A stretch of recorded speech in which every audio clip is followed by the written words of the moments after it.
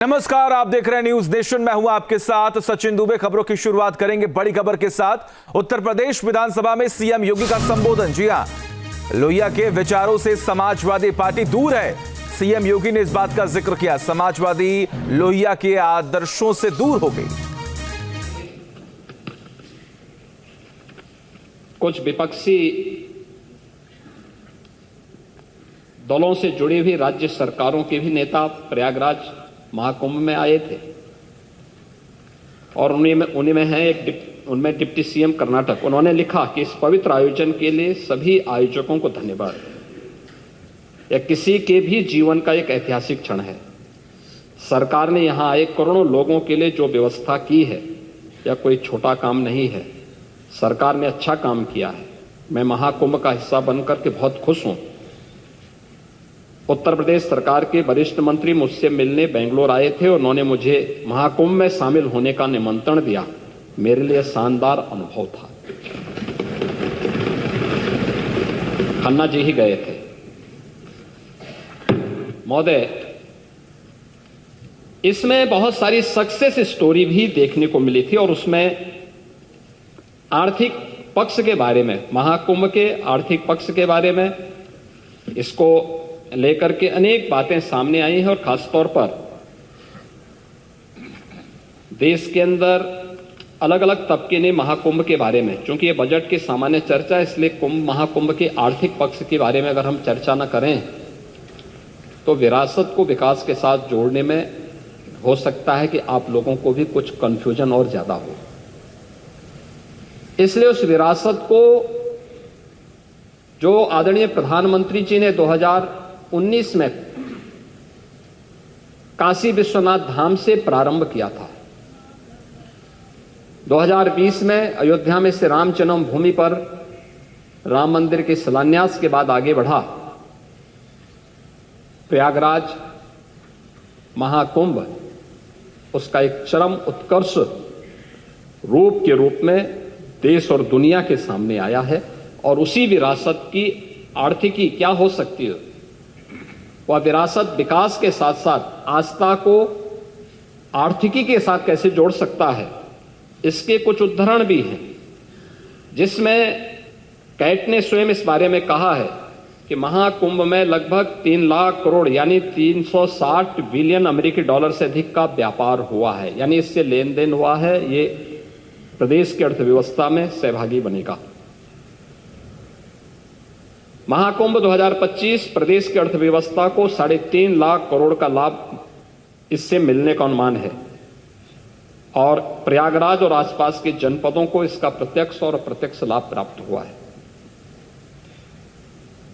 महोदय, इसमें भारत के जो मुख्य आर्थिक सलाहकार हैं बी अनंत नागेश्वरन, उन्होंने इस बात को कहा है कि महाकुंभ मेले के कारण उपभोग खर्च में तेज बढ़ोतरी की उम्मीद हुई। इससे भारत को चालू वित्त वर्ष में 6.5% की विकास की दर हासिल करने में मदद मिलेगी। और इस मामले में जो विभिन्न अन्य क्षेत्रों में जो विभिन्न प्रकार के अनुमान लगाए गए, विभिन्न आर्थिक विशेषज्ञों ने कि किस किस सेक्टर में कितना अधिक उससे आर्थिक लाभ हुआ है या उससे आने की संभावना है। होटल उद्योग में 40,000 करोड़ का, खाने पीने अन्य दैनिक उपयोग में प्रयोग होने वाली वस्तुओं में 33,000 करोड़ का, परिवहन में 1.5 लाख करोड़ का, पूजन सामग्री में 20,000 करोड़ का, दान आदि में 660 करोड़ का, टोल टैक्सेस में 300 करोड़ का और अन्य में लगभग 66,000 करोड़ का, कुल 3,960 करोड़ रुपए का अधिक का इससे आर्थिक समृद्धि इसके माध्यम से प्रदेश को प्राप्त होने वाला है और इसके माध्यम से ये चीजें हम सबको प्राप्त हुई हैं। और खासतौर पर जो मैंने पहले भी कहा कि 5 नए आस्था के नए कॉरिडोर प्रयागराज महाकुंभ ने बनाए हैं और उसका लाभ पूरे प्रदेश में मिला, लेकिन इन 5 कॉरिडोर में विशेष रूप से हमें देखने को मिला था प्रयागराज से मां विंध्यवासिनी धाम और काशी के लिए एक, प्रयागराज से अयोध्या और गोरखपुर का 2, प्रयागराज से श्रृंगवेरपुर, लखनऊ और आपके नेमिष सारण्य का एक 3रा कॉरिडोर, प्रयागराज से लालापुर, राजापुर और चित्रकूट का एक 4था, और प्रयागराज से जो हम 5वां आस्था के कॉरिडोर को बनाने की व्यवस्था कर रहे हैं, जिसमें हम लोगों ने देखा कि देश भर के श्रद्धालु आने के इच्छुक थे, दिखाई दे रहे थे, और पिछले 1.5 महीनों में उनकी उपस्थिति उन सभी क्षेत्रों में थी। तो अब प्रयागराज से होते हुए वृंदावन, मथुरा वृंदावन और सुख तीर्थ में ये उपस्थिति वहां देखने को मिली। एक छोटा सा उदाहरण पर्याप्त है, बहुत सारे ऐसे उदाहरण हैं जिसमें प्रयागराज का है, और वह समाजवादी पार्टी इसमें ज्यादा चर्चा कर रही थी कि नाविकों का शोषण हो रहा है, नाविकों को देखभाल नहीं की जा रही है। मैं एक नाविक परिवार की एक सक्सेस स्टोरी यहां पे बता रहा हूं। ये नाविक परिवार जिनके पास 130 नौकाएं थी, 45 दिनों की अवधि में इन लोगों ने शुद्ध बचत की है 30 करोड़ रुपए की।